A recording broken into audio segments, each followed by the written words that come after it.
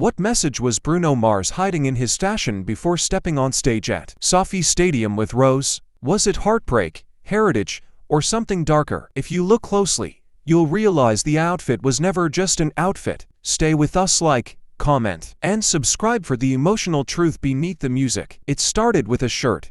Not a song, not a sound check, not even the stage. Long before Bruno Mars and Rose from BLACKPINK electrified SoFi Stadium with a duet that stopped time. Long before the crowd erupted or the lights melted into gold, something subtle and shocking happened in the shadows. A shirt. He was seen walking through the maze of scaffolding, half lit by backstage LEDs and half hidden by a black beanie pulled low. His sunglasses masked his eyes, but not his aura. His steps were slow, focused, intentional, and on his back, something blazed. Bright red, printed palms, paradise sunsets, and then bones. A rib cage, a spine. Not embroidered or subtly designed, but bold, raw, impossible to miss. It ran from the collar to the hem, a skeleton exposed over a tropical dream. It was Kapital's infamous Kamehameha Bona Aloha shirt. Price: $575. A cult favorite, worn by few, understood by fewer. But for Bruno Mars, it was more than a fashion piece.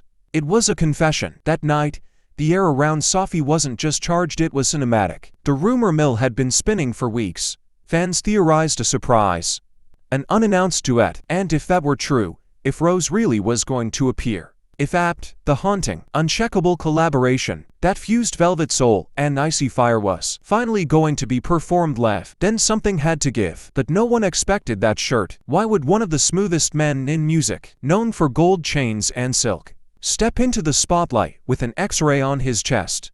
Was it a stunt, an homage, or a cry? Those who know Bruno, or think they do, have learned to watch what he doesn't say. The stillness before the storm, the space between the lyrics, the silence behind the shades. And that night, he didn't say much. He didn't smile. He didn't pose. He walked, one hand in his pocket, the other trailing beside him, as if every second was loaded, as if the outfit itself was a countdown. When Rose arrived and seen at first, hidden in shadow, the temperature shifted. Fans near the stage said they felt it. Not just the heat of anticipation, but something colder, sharper. A hum beneath the lights, a prelude to a performance that would fracture hearts and remake them in real time. But backstage, Bruno wasn't glowing. He was quiet, seated, alone in a plastic chair under an iron sea of trusses. And the shirt, gone, replaced with something heavier, protective, a racing jacket, black leather, white sleeves, graffiti flames, and speed logos that screamed movement, as if he had shed his skin and armored up, from raw to rebellious, from bones to breaks, a transition as loud as it was silent. And there he sat, legs apart, eyes watching the floor, fingers adjusting his in-ear monitor, like a soldier fitting a helmet. Not a pop star, not a performer. A man with a mission, or maybe something to escape. Some fans didn't notice, some did, but for those who follow Bruno closely, those who read him like lyrics, the symbolism hit hard. The Kapital shirt wasn't chosen, it was summoned. That design, with its island palette and skeletal overlay, holds tension, life and death, nostalgia and truth, home and hell. In Hawaiian mythology, ancestors walk beside you. In fashion, symbols speak louder than words.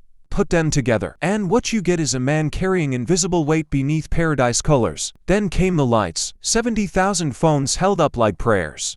A stadium screaming before it even knew what it was screaming for. Rose stepped out first, elegant, severe, draped in an all-black ensemble that said, "I'm here, but I'm not yours." Her eyes scanned the darkness, her hand held the mic like a blade. And then, behind her, the storm arrived. Bruno, leather, denim, darkness and defiance. The performance began, and it didn't explode, it bled. No pyrotechnics, no choreography, just two voices that had no business fitting together, and yet they did. The verses unfurled like open wounds. Bruno took the first line, soft, controlled, like a whisper with teeth. Rose followed, sharp, distant, otherworldly. And the chorus, a war, APT, wasn't just a track, it was a battlefield. The lyrics, aching and unresolved, clashed in the air between them. The tension was unbearable.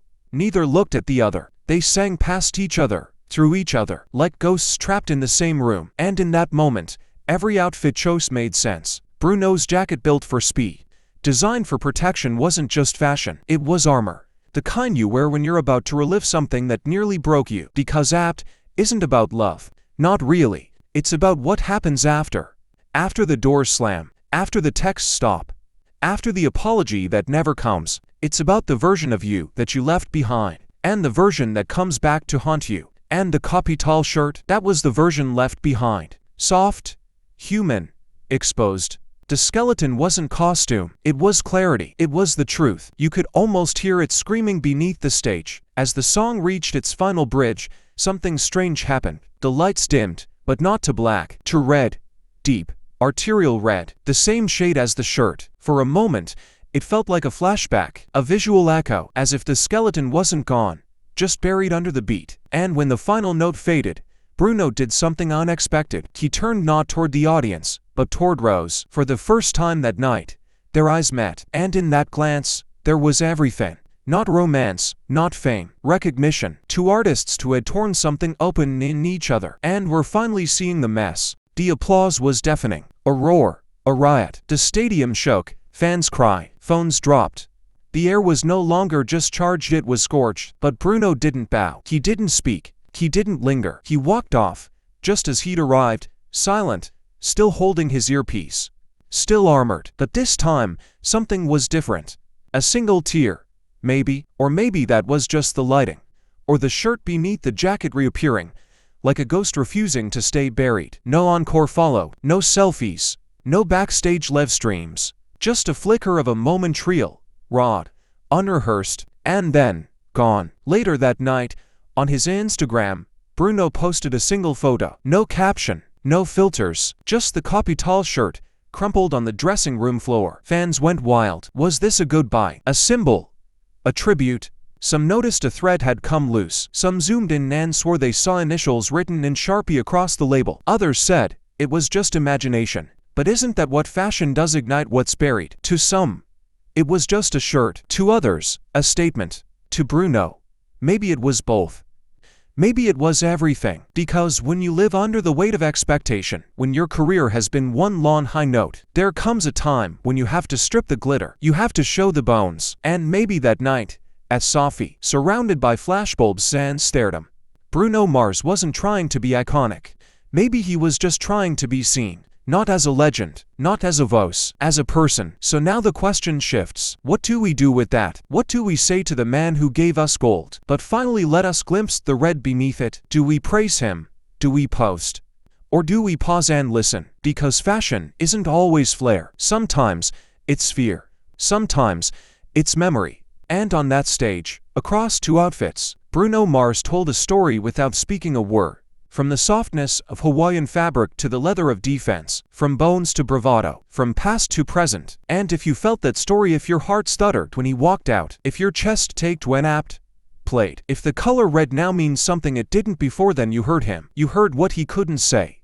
And maybe, just maybe, that's what he's been waiting for all along. So tell us, what did you see in that skeleton shirt? What did you feel in that jacket? Was it fashion? Or was it a farewell? Drop your theories below. Comment the lyric that hit hardest. Share the image that wouldn't leave your mind. And if you believe, like we do, that music speaks even through fabric, then like this story. Subscribe for more untold moments, and never stop listening. Because Bruno Mars doesn't just sing, he wears the truth. And sometimes, the loudest scream is stitched in silence.